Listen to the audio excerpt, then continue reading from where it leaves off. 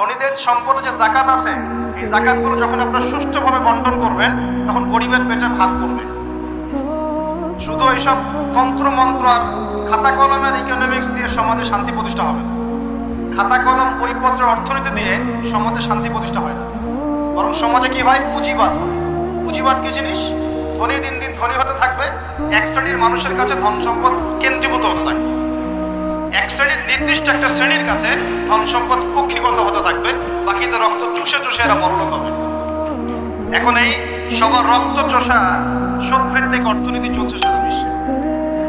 এগুলো খাতা কলমের অর্থনীতি। বাস্তবের অর্থনীতি এমন হওয়া উচিত, ধনী যারা আছেন তাদের সম্পদের যে যাকাত আসবে, এই যাকাতটা দরিদ্রদের মধ্যে বন্টন করতে হয়।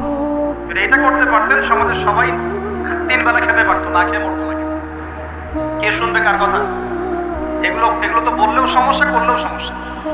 কারণ আমরা বললে হয়ে যাব ধর্মান্ধ, আর যদি মুসলিমরা করে তারা হয়ে যাবে সন্ত্রাসী।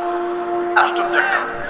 সারা বিশ্বে যারা একনিষ্ঠভাবে ইসলাম পালন করতে চায়, ওদেরকে সারা বিশ্বে মৌলবাদী বলে প্রচার করা হচ্ছে। অথচ সমাধান কিন্তু এখানেই।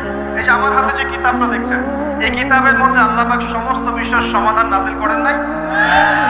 এটা মুখে বলছে, ঠিক। কয়জন বিশ্বাস করে? কয়জন সত্যি মন থেকে বিশ্বাস করে যে আল কোরআনুল কারীমে সত্যি সত্যি আল্লাহ পাক সমস্ত বিষয়ের সমাধান নাজিল করেছেন?